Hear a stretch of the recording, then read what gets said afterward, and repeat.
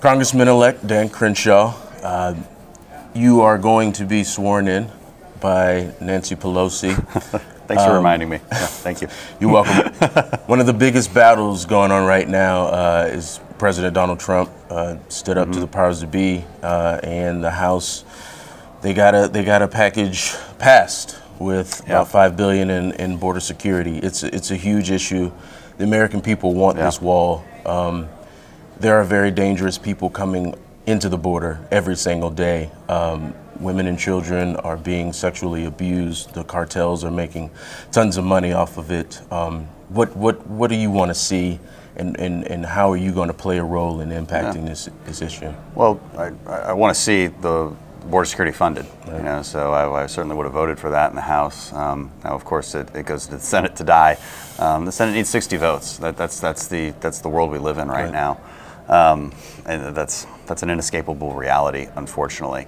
The question we have to keep asking the Democrats is, listen, like, you need to explain to us why open borders are a better option than a $5 billion investment. $5 billion in the grand scheme of the federal budget is pretty much a rounding error and a pretty worthy investment for national security issues. It's not just national security issues. You mentioned some of the dangers coming across the border. That part is true.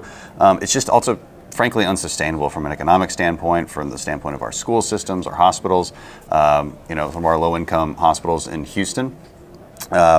25% of the people who go to use those facilities are illegal immigrants. That's just that they document these things. We know this stuff. 400,000 people apprehended on the border every year. And that's actually the lowest point, right? Because we're always hearing that. Well, it's the lowest point, nothing to see here, lowest in decades. Well, that's true, but just because it was astronomically high before doesn't mean it's low now. It's just relatively doesn't mean low, right? 400,000 people is an unsustainable amount. And you know, it really shouldn't be all that controversial that we want to actually have some security down there. The last thing I would say is this. When Nancy Pelosi takes over the House, Democrats are never going to even have the conversation about a wall. Okay, our question to them then is, you don't want a wall, what else will you consider? There's plenty of other options, okay, whether it's drone security, fencing, whatever it is. You need to prove to us that you actually care about some semblance of border security. I understand you don't like the rhetoric of the wall, it makes them crazy. You know, it does. Hillary Clinton used the word. And yeah, well, they all did at one point, right? And then they all kind of did a total about face on this. So, okay, I'll work with you. We won't use the word wall, but let's talk about other options and see what they do. We have to pin them down on this, because this is an important issue. Absolutely. There's already been mass hysteria in the mainstream media over the president's recent announcements of drawdowns in Syria and also in Afghanistan, a theater in which you bravely served with so many other men and women, to reassure the American people that they are being lied to by many members of the mainstream media. What would you say about the president's announcements going forward and what it means for our safety? Yeah, well, I disagree with it. You know, I disagree with the troop withdrawal from Syria and Afghanistan. I always have, and here's the simplest reason why. I get this question all the time on the campaign trail. The simplest reason is this: we go there so they don't come here. When we're not there, 9/11 happens. When we're not there, ISIS happens. This, you know, I have very recent history to show for this. This idea that if we kind of ignore what's going on there, we let them fight it out amongst themselves, that doesn't spread to us, that doesn't give them an operational foothold to plan attacks on the United States, is crazy. It's naive. So you send people like me over there so that they don't come here. It's as simple as that. You are no stranger sort of to the celebrity. You had Saturday Night Live star Pete Davidson. He kind of said something that was taken as an off-color remark about your appearance, and then in turn you actually were very accommodating and you actually went on Saturday Night Live.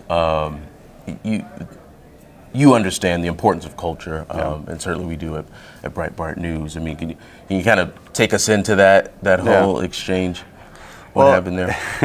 You know, I woke up on a Sunday and all of a sudden the world had come apart. Like it was really something to see. You know, the guy screwed up. You know, he's 24, 25. I mean, what do you expect? This stuff happens, and so the thing I'm always saying is, do you really want to jump to the conclusion that this person is a terrible human being, right? Now, we know the left does that about conservatives 100% of the time. Absolutely. So if we can be an example of not doing it to the other side and assuming that they are just it's the worst, they drink the blood of conservatives. I mean, like, let's just not assume these things right off the bat. Let's maybe assume that he screwed up. Right. Okay, like, how about that? You know, and that's the kind of the process moving forward that I think we need to do, and hopefully now and the more we do it, the more maybe we get the benefit of the doubt that we're not a bunch of racists and bigots just because we want border security, right? You know, there's actually strong arguments for these things, and for our part, let's do a better job messaging that way, you know, in a positive way, and helping people understand why we believe what we believe. But we've always got to fight back against the accusations of the left, like really like attacking the core of our character just because we have a policy opinion. Speaking of culture, the gaming community is very vibrant in the world and in the country.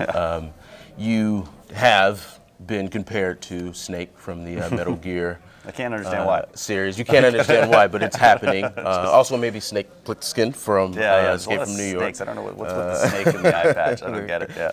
Kurt Russell thing going on.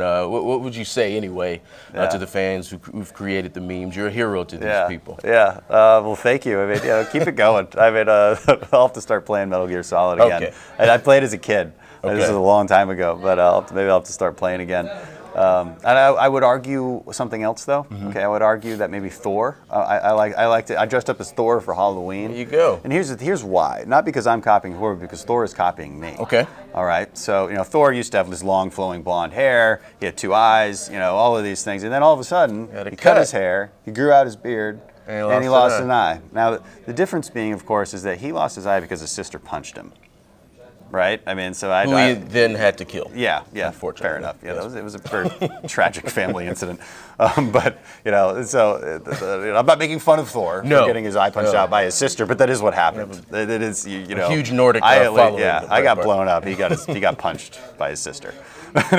So he's copying me, and he got a cool eye patch out of it, and here we are.